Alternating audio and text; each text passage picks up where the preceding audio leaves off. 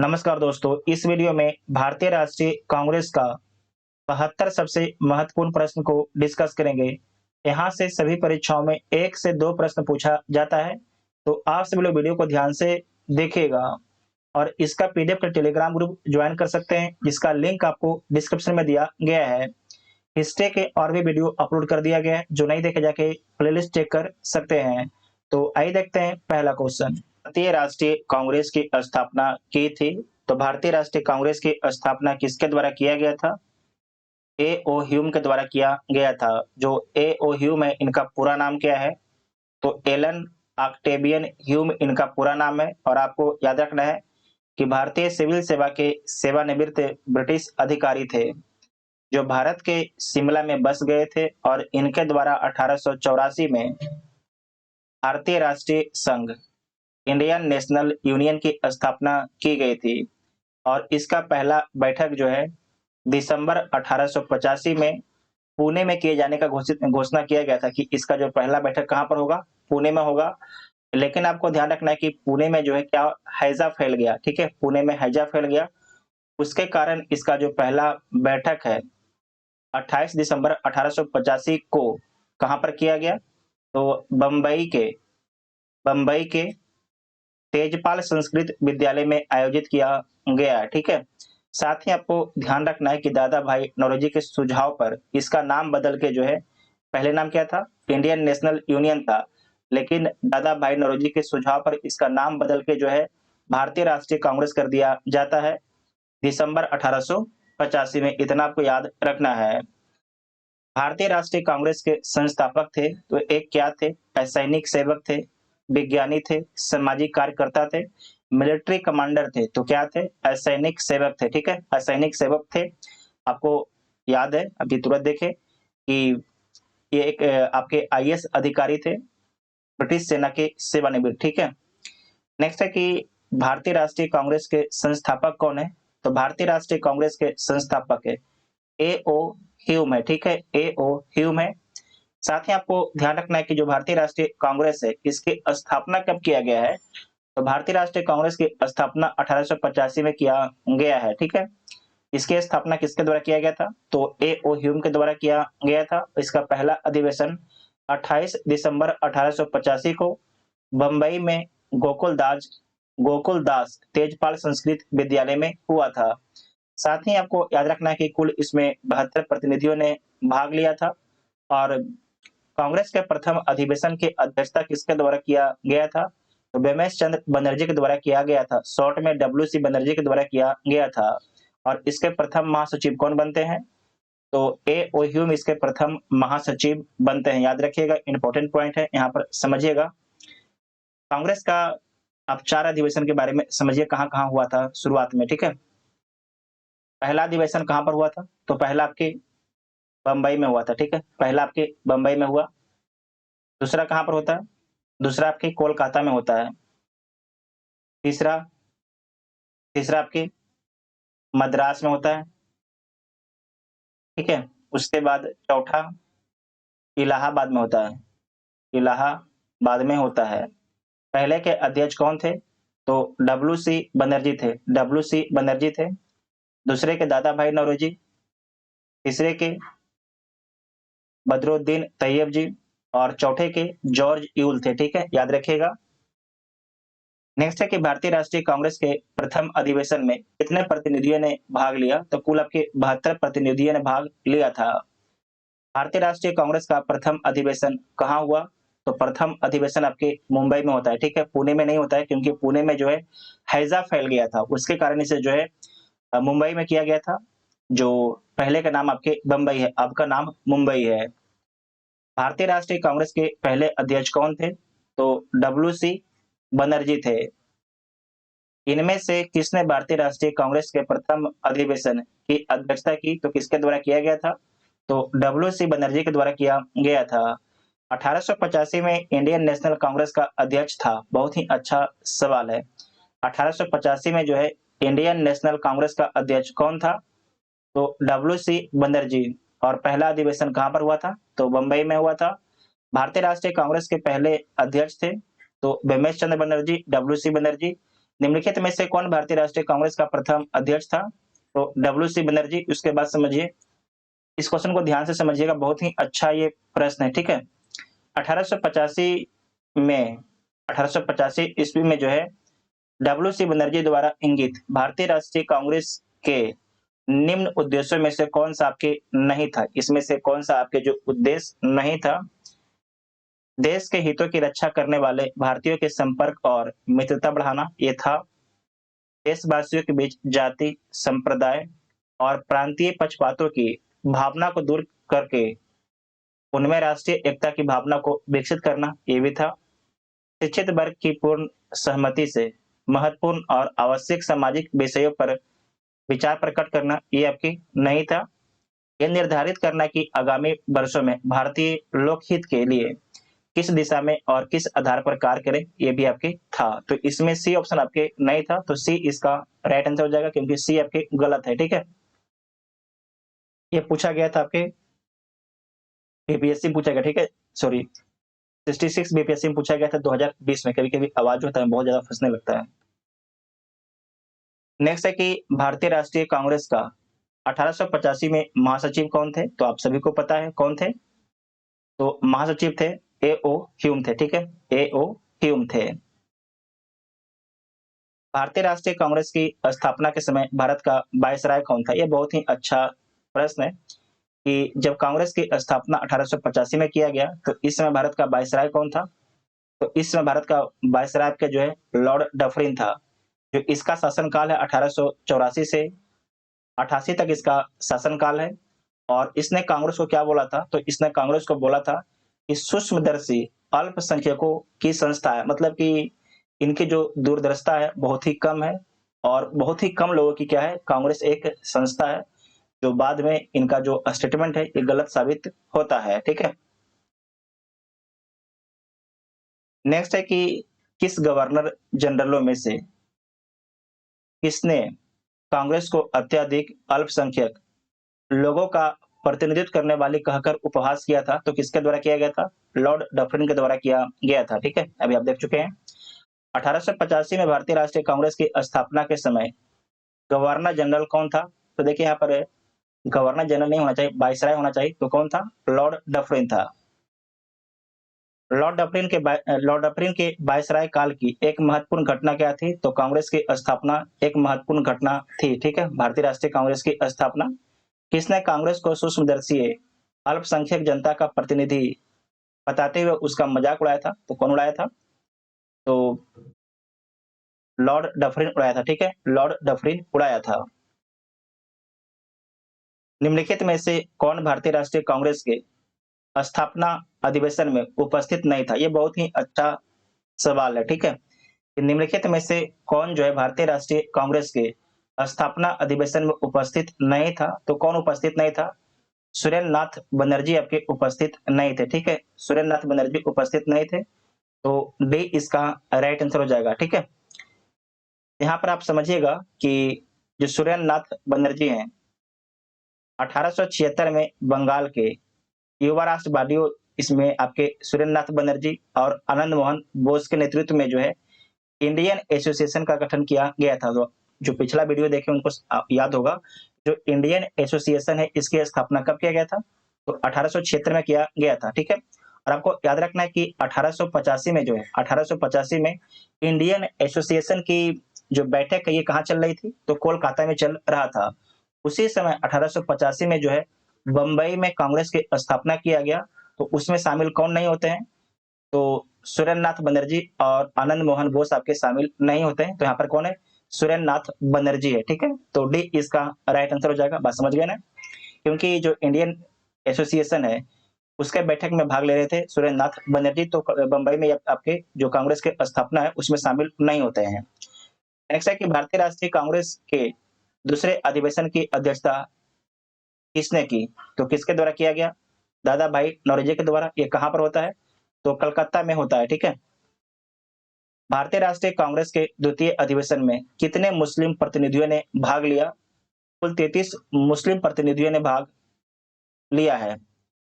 इसे ध्यान से पढ़िएगा कि कांग्रेस का द्वितीय अधिवेशन जो है 27 से 30 दिसंबर 1886 को दादा भाई नौरोजी की अध्यक्षता में कहां पर होता है? तो कलकत्ता में होता है।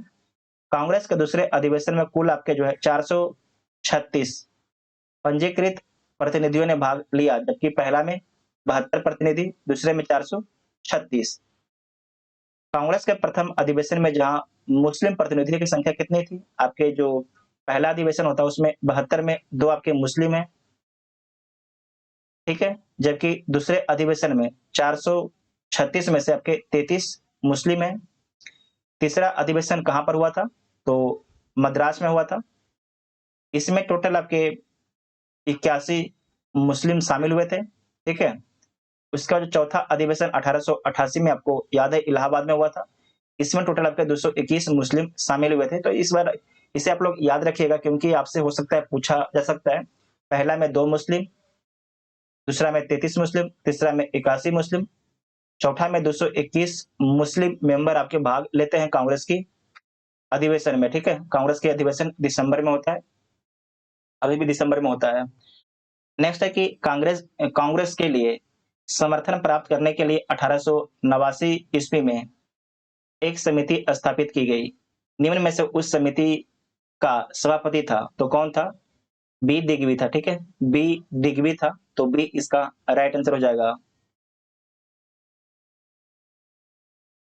यहाँ पर इसे एक बार पढ़ लीजिएगा कि कांग्रेस के लिए समर्थन प्राप्त करने के उद्देश्य से जुलाई 1889 में लंदन में, कहां पर? लंदन में विलियम दिग्बी की अध्यक्षता में ब्रिटिश कमेटी ऑफ इंडिया की स्थापना की गई थी।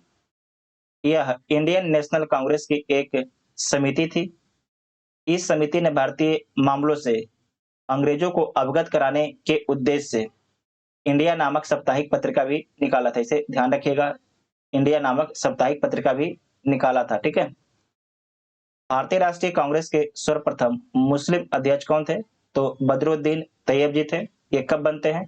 तो 1887 में बनते हैं, मद्रास अधिवेशन में, ठीक है, मद्रास अधिवेशन में बनते हैं। भारतीय राष्ट्रीय कांग्रेस का पहला मुस्लिम अध्यक्ष कौन था? तो बदरुद्दीन तैयब जी थे। 1887 में ये मद्रास में बनते हैं। भारतीय राष्ट्रीय कांग्रेस के द्वितीय मुस्लिम अध्यक्ष कौन थे? ये बहुत ही अच्छा सवाल है, ठीक है, ये बहुत ही अच्छा सवाल है और आपके एग्जाम में पूछा ही जाएगा।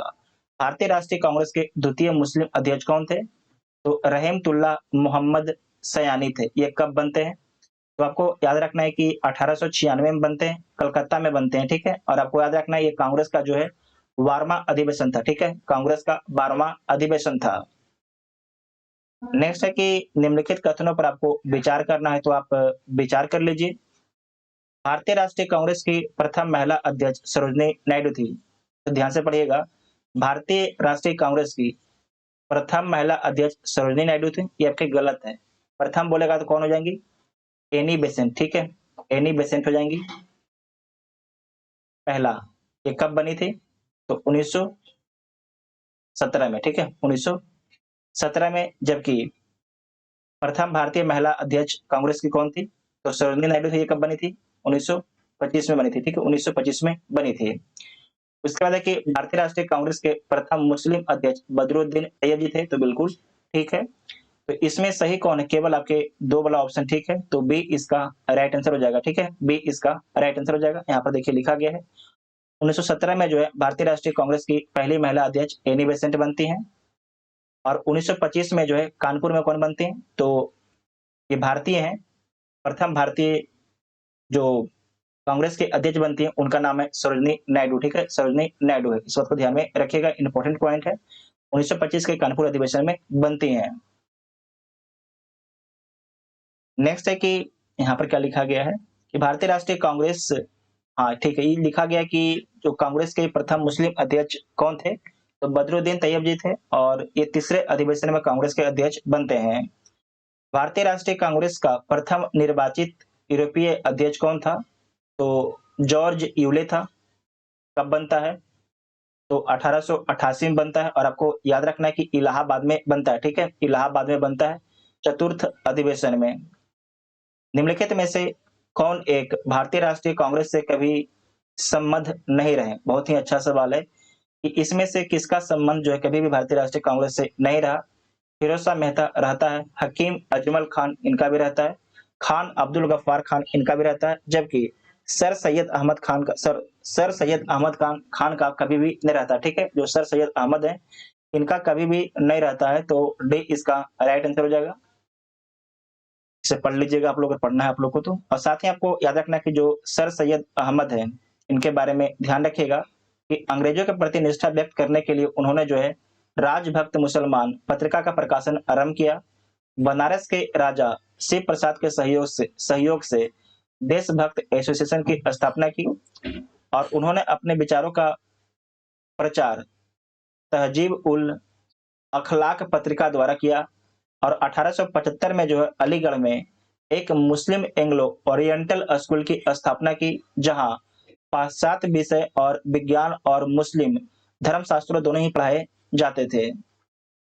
निम्नलिखित में से कौन भारतीय राष्ट्रीय कांग्रेस का अध्यक्ष कभी नहीं चुना गया? तो कौन कभी नहीं चुना गया? लाला लाजपत राय ये चुने गए हैं, एनी बेसेंट अभी आपने देखा, मोतीलाल नेहरू ये भी चुने गए हैं। तो कौन चुना नहीं गया है? तो आपको याद रखना है कि जो बाल गंगाधर तिलक हैं ये आपके चुने नहीं गए हैं, तो डी इसका राइट आंसर हो जाएगा। जो लाला लाजपत राय इनके बारे में याद रखिएगा कि इन्हें जो है शेरे पंजाब बोला जाता है, पंजाब का सिंह बोला जाता है। और 1920 में जो है कलकत्ता के विशेष अधिवेशन में ये भारतीय राष्ट्रीय कांग्रेस के अध्यक्ष रहे थे। साथ ही आपको ध्यान रखना है कि अनहैप्पी इंडिया के लेखक कौन थे? तो लाला लाजपत राय थे। बहुत ही अच्छा पॉइंट है। अनहैप्पी इंडिया के लेखक कौन थे? तो लाला लाजपत राय थे। जो एनी बेसेंट है इनके बारे में याद रखिएगा कि आंग्ल आयरलैंड से इनका संबंध था। 1907 में ये भारत में आती हैं और उसी समय थियोसॉफिकल सोसाइटी की आपके ये थियोसॉफिकल सोसाइटी को ज्वाइन करती हैं और उसका मेंबर जो है 1933 तक उसका मेंबर बनी रहती हैं। ठीक है, उसके बाद है कि 1916 में जो है होम रूल लीग का गठन कौन करते हैं? तो एनी बेसेंट करते हैं और 1917 में जो है ये भारतीय राष्ट्रीय कांग्रेस की प्रथम महिला अध्यक्ष बनती हैं। उसके बाद है कि मोतीलाल नेहरू के बारे में याद रखिएगा कि 1919 और वर्ष 1928 में ये कांग्रेस के अध्यक्ष रहते हैं। जनवरी 1923 में स्वराज पार्टी की स्थापना में इनके द्वारा योगदान दिया गया। जो स्वराज पार्टी है इसकी स्थापना चितरंजन दास और मोतीलाल नेहरू इन दोनों के द्वारा मिलकर किया गया था। उसके बाद है कि तिलक महाराष्ट्र के चित्पावन ब्राह्मण थे, उन्हें केसरी मराठा का संपादन किया। इसमें आप याद रखिएगा जो केसरी आपके मराठी में था, मराठा आपके इंग्लिश में था। स्वराज मेरा जन्मसिद्ध अधिकार है का प्रसिद्ध नारा किसके द्वारा दिया गया था? तो ये दिया गया था आपके तिलक के द्वारा ही दिया गया था। ठीक है, तिलक के द्वारा ही दिया गया था। ये कांग्रेस के कभी आपके अध्यक्ष नहीं बनते, ये कांग्रेस के कभी भी आपके अध्यक्ष नहीं बनते हैं। लाल बाल पाल त्रिगुट का कौन सा व्यक्ति भारतीय राष्ट्रीय कांग्रेस का अध्यक्ष हुआ? तो इसमें आपको याद रखना है कि लाला लाजपत राय होते हैं। ठीक है, 1920 में होते हैं, 1920 में होते हैं, कलकत्ता में होते हैं। नेक्स्ट है कि निम्न में कौन भारतीय राष्ट्रीय कांग्रेस की अध्यक्ष रही? तो भारतीय राष्ट्रीय कांग्रेस की इसमें अध्यक्ष कौन रहती हैं? तो एनी बेसेंट रहती हैं। कब बनती है? 1917 के कलकत्ता अधिवेशन में बनती हैं। निम्न में से किस अधिवेशन के लिए कांग्रेस ने पहली बार एक महिला को अध्यक्ष चुना? बहुत ही अच्छा सवाल है। तो कलकत्ता अधिवेशन में 1917 में किसे चुना? तो एनी बेसेंट को चुना। अखिल भारतीय कांग्रेस के प्रथम महिला अध्यक्ष एनी बेसेंट है। निम्नलिखित में से कौन भारतीय राष्ट्रीय कांग्रेस की प्रथम महिला अध्यक्ष थी? निम्नलिखित में से कौन जो है भारतीय राष्ट्रीय कांग्रेस की प्रथम महिला अध्यक्ष थी? तो श्रीमती एनी बेसेंट 1917। भारतीय राष्ट्रीय कांग्रेस की प्रथम महिला अध्यक्ष थी तो एनी बेसेंट। भारतीय राष्ट्रीय कांग्रेस की प्रथम महिला अध्यक्ष एनी बेसेंट। कांग्रेस के प्रथम भारतीय महिला अध्यक्ष, ये बहुत ही अच्छा सवाल आ गया। ठीक है, इसे ध्यान से समझिएगा। कांग्रेस की भारतीय राष्ट्रीय कांग्रेस की प्रथम भारतीय महिला अध्यक्ष कौन थी? उनका नाम क्या था? तो उनका नाम है सरोजिनी नायडू। ठीक है, सरोजिनी नायडू उनका नाम है। कब बनती हैं? तो 1925 में बनती हैं। ये कांग्रेस की प्रथम भारतीय महिला अध्यक्ष हैं। ध्यान रखिएगा, इंपॉर्टेंट पॉइंट है। यहाँ पर सारा कुछ ठीक है। ठीक है, ठीक है। और साथ ही आपको याद रखना है कि जो सरोजनी नायडू हैं, ये उत्तर प्रदेश की प्रथम महिला राज्यपाल बनती हैं। ये राज्यपाल कब से कब तक रहती हैं? तो 1947 से 1949 तक जो उत्तर प्रदेश की राज्यपाल रहती हैं। तो इतना आपको याद रखना है इनके बारे में। नेक्स्ट है कि इंडियन नेशनल कांग्रेस की प्रथम भारतीय महिला अध्यक्ष कौन थी? इंडियन नेशनल कांग्रेस की प्रथम भारतीय महिला अध्यक्ष कौन थी? तो अभी आप लोगों ने देखा, सरोजनी नायडू थी। सरोजनी नायडू 1925 के कानपुर अधिवेशन में अध्यक्ष बनती हैं। नेक्स्ट है कि निम्नलिखित कथनों पर आपको विचार करना है, तो आप विचार कर लीजिए। भारतीय राष्ट्रीय कांग्रेस का प्रथम अधिवेशन कलकत्ता में हुआ। भारतीय राष्ट्रीय कांग्रेस का प्रथम अधिवेशन कहाँ पर हुआ है? तो बंबई में हुआ है, ठीक है। बंबई में हुआ है, ना कि कलकत्ता में हुआ है। भारतीय राष्ट्रीय कांग्रेस का दूसरा अधिवेशन दादा भाई नौरोजी की अध्यक्षता में हुआ है। तो बिल्कुल ठीक है, ये कहाँ पर हुआ था? तो कोलकाता में हुआ था, ठीक है। कोलकाता में हुआ था।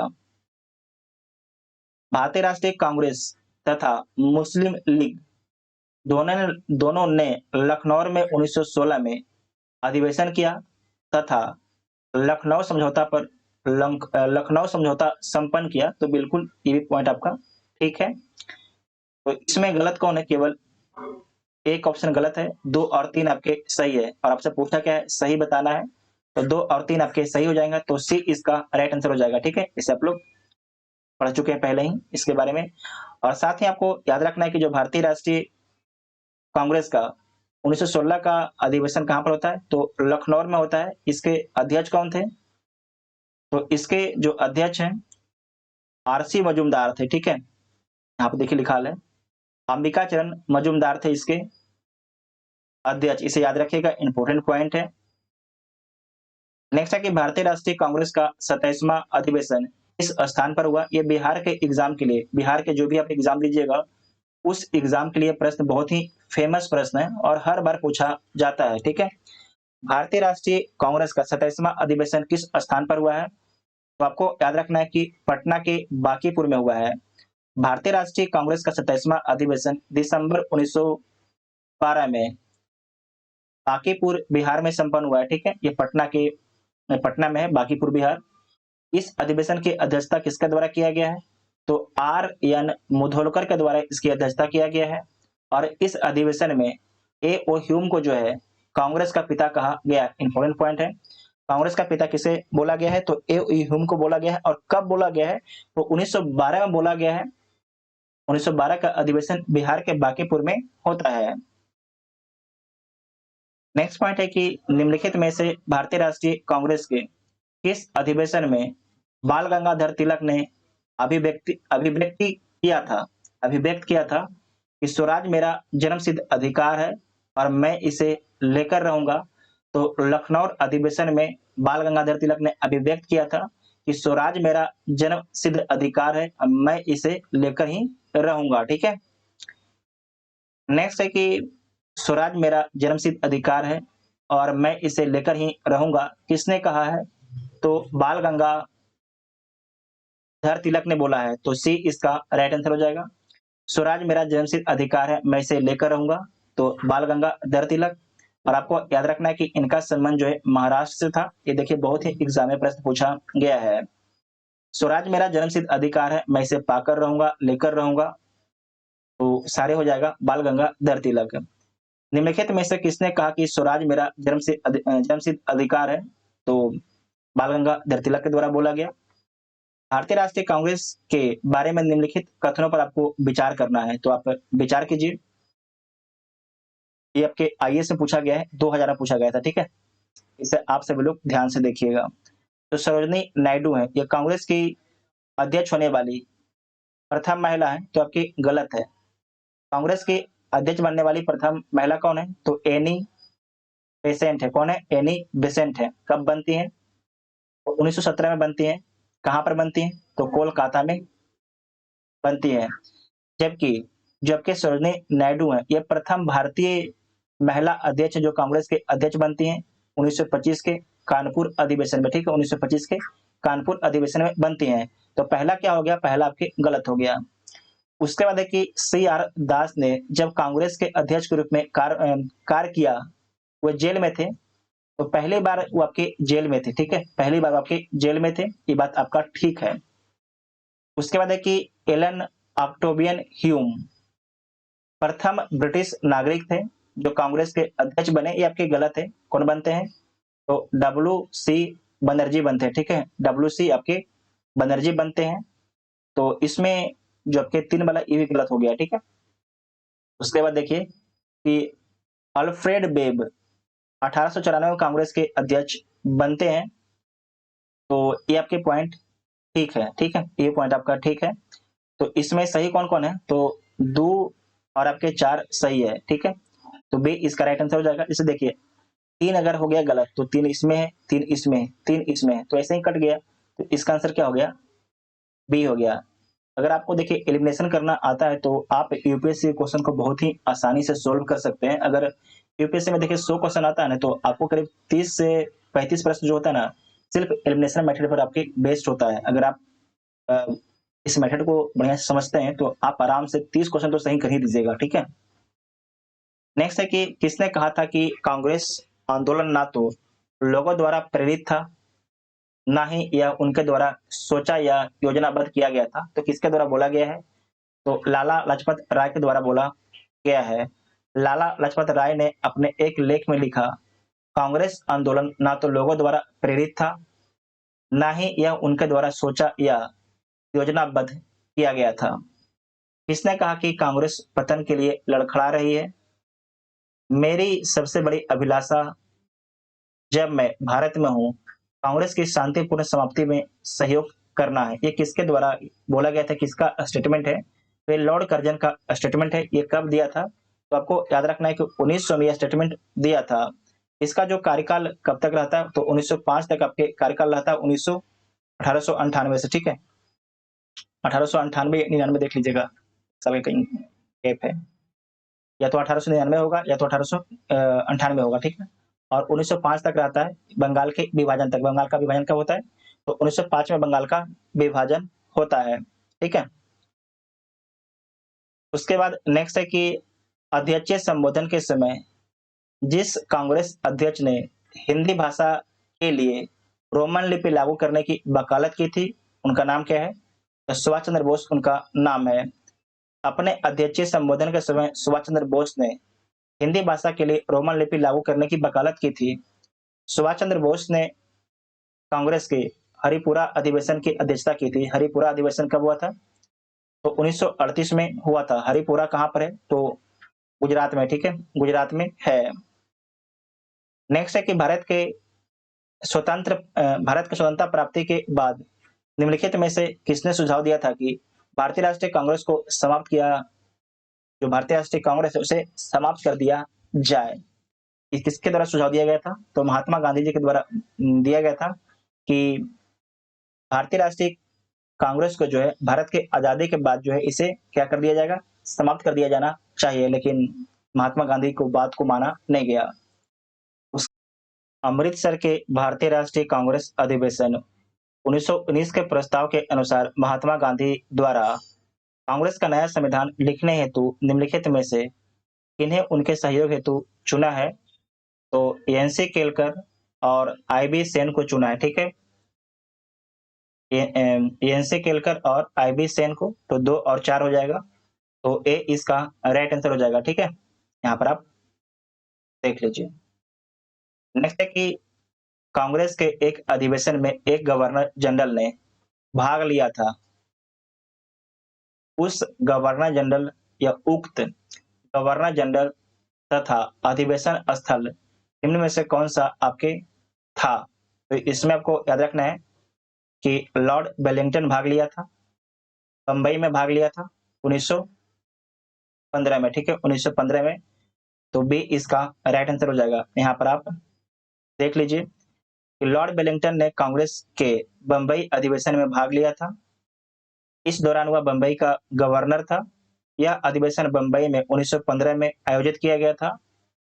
वेलिंगटन गवर्नर जनरल नहीं था उस समय, लेकिन वेलिंगटन जो है भारत का वायसराय कब बनता है या गवर्नर जनरल कब बनता है?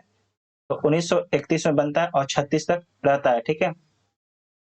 देखिए 1857 के बाद जो है वायसराय बोला जाता है, वायसराय बोला जाता है, ठीक है,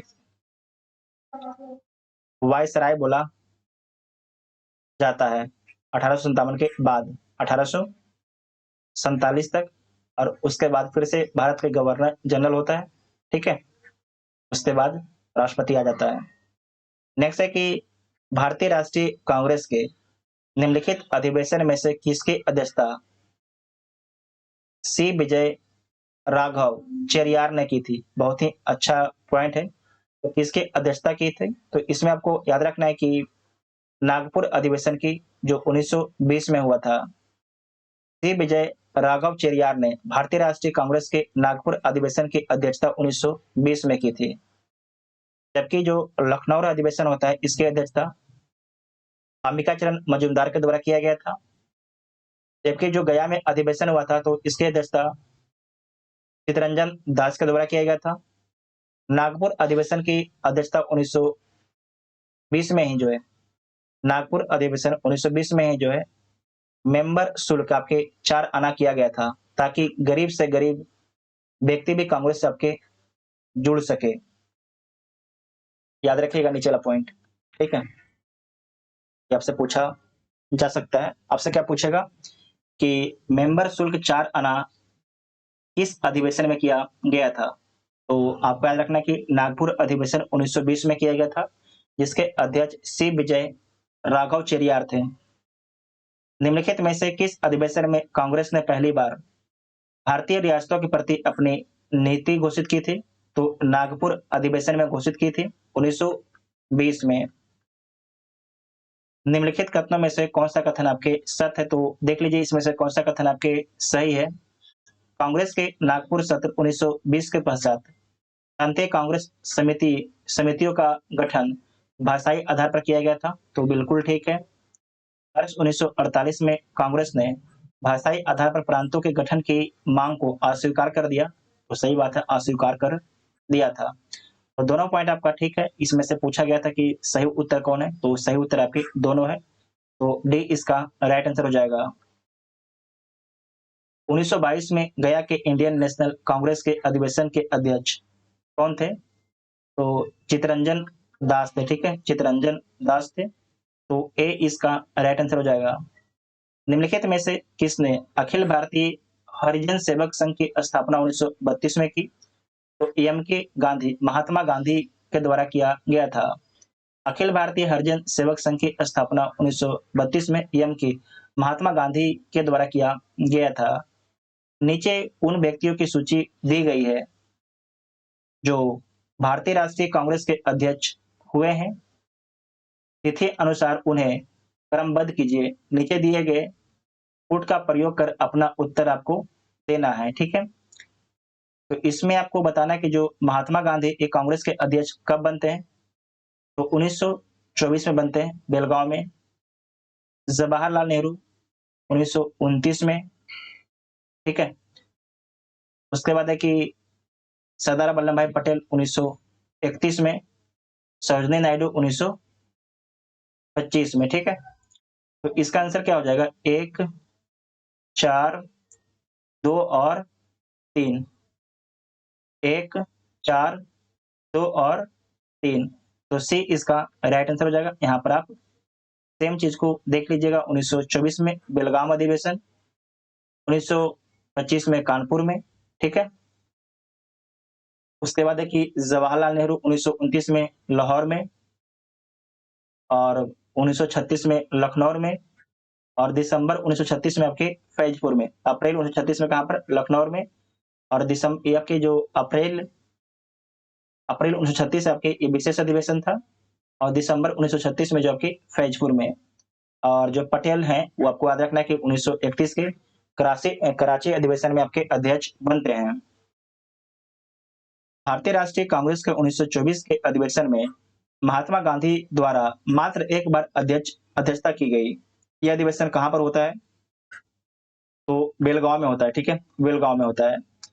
भारतीय राष्ट्रीय कांग्रेस का एकमात्र अधिवेशन जिसकी अध्यक्षता महात्मा गांधी ने की थी, तो आपको याद रखना है कि ये बेलगांव अधिवेशन है, 1924 में होता है, ठीक है। तो सी इसका राइट आंसर हो जाएगा। महात्मा गांधी ने भारतीय राष्ट्रीय कांग्रेस के किस अधिवेशन की अध्यक्षता की थी? तो 1924 अधिवेशन की अध्यक्षता की थी। सूची 1 को सूची 2 के साथ सम्मिलित करना है तो आप इसे सम्मिलित कर लीजिएगा। अध्यक्ष और भारतीय राष्ट्रीय कांग्रेस की सभाओं के स्थान के बारे में, जो अबुल कलाम है ये कांग्रेस का अध्यक्ष कब बनते हैं? तो रामगढ़ में बनते हैं 1940 में। सरोजनी नायडू कानपुर में 1925 में। मोतीलाल नेहरू कब बनते हैं? जो ये बनते हैं आपके अमृतसर 1919 में बनते हैं। डॉक्टर राजेंद्र प्रसाद बंबई 1934 में बनते हैं। ये पॉइंट को याद रखिएगा, ठीक है, ये बहुत कम लोगों को पॉइंट पता होता है, इसे आप लोग याद रखिएगा। तो इसका आंसर क्या हो जाएगा? 4 के बाद आपका 3 हो जाएगा, 4 के बाद 3 और 1 2, तो डी इसका राइट आंसर हो जाएगा। यहाँ पर देखिए सेम चीज को लिखा गया है। नेक्स्ट है कि निम्नलिखित में से किस भारतीय राष्ट्रीय कांग्रेस के अधिवेशन में जवाहरलाल नेहरू ने समाजवाद को भारत की समस्याओं को हल करने की कुंजी बताया था? तो लखनऊ अधिवेशन में बताया था। कब हुआ था? तो 1936 में हुआ था। और आपको बताएं कि एक कांग्रेस का ये विशेष अधिवेशन था, ठीक है। यहाँ पर लिखा गया है कि वर्ष 1936 के कांग्रेस के लखनऊ अधिवेशन में जवाहरलाल नेहरू ने समाजवाद को भारत के समस्याओं को हल करने की कुंजी बताया। उन्होंने कहा था कि मैं समाजवाद के अलावा एक ऐसा कोई दूसरा रास्ता नहीं देखता जो भारत के लोगों को गरीबी, बेकारी और गुलामी से मुक्ति दिला सके। और उसकी छाप भारत की शासन पर दिखता भी है, ठीक है। नेक्स्ट है कि 1938 के जो समाजवाद है हमारे संविधान के जो प्रस्तावना उसमें भी जिक्र किया गया है, ठीक है। नेक्स्ट है कि वर्ष 1938 के भारतीय राष्ट्रीय कांग्रेस के हरिपुरा अधिवेशन की अध्यक्षता की थी, तो किसके द्वारा किया गया है? सुभाष चंद्र बोस जी के द्वारा किया गया है, सुभाष चंद्र बोस जी के, ठीक है। उसके बाद यहाँ पर देखिए जो राजेंद्र प्रसाद ने कांग्रेस का अध्यक्ष कब बनते हैं? तो 1934 में बनते हैं। आगे चलकर 1940 से 46 तक कांग्रेस का अध्यक्ष अबुल कलाम आजाद रहते हैं, ठीक है। और आपको ये भी याद रखना है कि जो जेबी कृपलानी है ये पुरुष है, याद रखिएगा, ये पुरुष है, महिला में समझिएगा, पुरुष है। जेबी कृपलानी 1946 में मेरठ में कांग्रेस का अध्यक्ष निर्वाचित होते हैं। और आपको याद रखना है कि आजादी के समय 1947 में जो है 15 अगस्त 1947 में कांग्रेस के अध्यक्ष कौन थे? तो जेबी कृपलानी ही थे, जेबी कृपलानी थे। ये बहुत फेमस क्वेश्चन है, बार बार परीक्षाओं में पूछा जाता है। वर्ष 1938 के लिए भारतीय राष्ट्रीय कांग्रेस का अध्यक्ष किसे चुना गया है? तो सुभाष चंद्र बोस को चुना गया है। इनमें से कौन सबसे कम आयु में भारतीय राष्ट्रीय कांग्रेस का अध्यक्ष व्यक्ति था? तो कौन था? अबुल कलाम आजाद। कब बनते हैं? 1923 के दिल्ली अधिवेशन में बनते हैं, ठीक है। 1923 के दिल्ली अधिवेशन में बनते हैं, आपको इतना याद रखना है, इंपॉर्टेंट पॉइंट है। नेक्स्ट है कि सूची 1 को सूची 2 के साथ सम्मिलित करना है, तो सम्मिलित कर लीजिए। कांग्रेस के अध्यक्ष और अधिवेशन स्थान, इसमें कि डॉक्टर एम.ए. अंसारी ये कांग्रेस का अध्यक्ष किस अधिवेशन में बनते हैं? तो मद्रास अधिवेशन में बनते हैं, ठीक है, मद्रास अधिवेशन में बनते हैं। पुरुषोत्तम दास टंडन ये नासिक में बनते हैं। सरोजनी नायडू कानपुर में। सुभाष चंद्र बोस आपके हरिपुरा में बनते हैं, ठीक है, हरिपुरा में बनते हैं। हरिपुरा का अधिवेशन कब होता है? 1938 में होता है। उसके बाद है कि नासिक का अधिवेशन 1950 में होता है, जिसके अध्यक्ष पुरुषोत्तम दास टंडन होते हैं। इनके बारे में बीबीआई पॉइंट मार्क कीजिएगा। उसके बाद है कि 1927 में कांग्रेस का अध्यक्ष डॉक्टर एम.ए. अंसारी बनते हैं, ये आपकी मद्रास में अध्यक्ष बनते हैं। कानपुर में आपको पता है, ठीक है, कौन बनते हैं? सरोजनी नायडू 1925 में, ठीक है। उसके बाद है कि निम्नलिखित में से कौन लगातार 6 वर्ष भारतीय राष्ट्रीय कांग्रेस का अध्यक्ष रहा? तो अबुल कलाम आजाद 40 से 46 तक, ठीक है। इंदिरा गांधी जो है कांग्रेस के अध्यक्ष कब से कब तक रहते हैं? तो 78 से 84 तक। राजीव गांधी 85 से 91 तक। सोनिया गांधी 98 से 2017 तक, ठीक है। और आपको याद रखना है कि आजादी के पहले की बात बोला जा रहा है, ठीक है, आजादी के पहले की बात बोला जा रहा है। नेक्स्ट है कि जब भारत स्वतंत्र हुआ उस समय कांग्रेस के अध्यक्ष कौन थे? बहुत ही अच्छा सवाल है। कौन थे? जेबी कृपलानी थे, ठीक है, जेबी कृपलानी थे। तो सी इसका राइट आंसर हो जाएगा। आपको समझा चुके हैं पिछले क्वेश्चन में इसके बारे में हम। नेक्स्ट है कि भारत के विभाजन के समय भारतीय राष्ट्रीय कांग्रेस का अध्यक्ष कौन था? भारत का विभाजन कब हुआ? तो 1947 में। तो कौन थे? जेबी कृपलानी। भारत आजाद कब हुआ? 1947 में। जन गण मन पहली बार किस अवसर पर गाया गया? तो भारतीय राष्ट्रीय कांग्रेस के अधिवेशन 1911 में गाया गया, जो कहां पर हो रहा था? तो कोलकाता में हो रहा था। जो आपके अधिवेशन था 1911 का, ये कहां पर हुआ था? तो कोलकाता में हो रहा था। तो इसमें पहली बार जो है जन गण मन आपके गाया गया था, ठीक है, जन गण मन पहली बार गाया गया था। और साथ ही आपको याद रखना है कि इसे भारत के संविधान में कब स्वीकार किया गया? तो 24 जनवरी 1950 को भारत के संविधान में इसे स्वीकार किया गया। नेक्स्ट है कि भारतीय राष्ट्रीय कांग्रेस का अंतिम अधिवेशन जिसमें बाल गंगाधर तिलक ने भाग लिया, तो किसमें भाग लिया? अमृतसर अधिवेशन में भाग लिया 1919 में। तो डी इसका राइट आंसर हो जाएगा। और आपको याद रखना है कि अमृतसर का जो अधिवेशन था, इसके अध्यक्ष कौन थे? तो मोतीलाल नेहरू थे, ठीक है, मोतीलाल नेहरू थे। जो आपके बाल गंगाधर तिलक हैं, इनका देहांत कब हो जाता है, इनकी मौत कब हो जाता है? तो 1 अगस्त 1920 को हो जाता है, ठीक है, 1 अगस्त 1920 को हो जाता है। तो इतना आपको याद रखना है। भारतीय राष्ट्रीय कांग्रेस से संबंधित जितना भी इंपॉर्टेंट प्रश्न था, सारे प्रश्नों को आपके डिस्कस कर लिया गया है। अगर वीडियो आप सभी को हेल्पफुल लगता है तो चैनल को सब्सक्राइब कीजिएगा और वीडियो को अपने दोस्तों में शेयर जरूर कीजिएगा। उसके बाद जो है कांग्रेस में गर्म दल और नरम दल के बारे में हम लोग डिस्कस करेंगे। तो चैनल को जो पहली बार आते हैं सब्सक्राइब कर लीजिएगा, ताकि जब भी वीडियो अपलोड हो उसका नोटिफिकेशन आपको मिलता रहे। Thank you.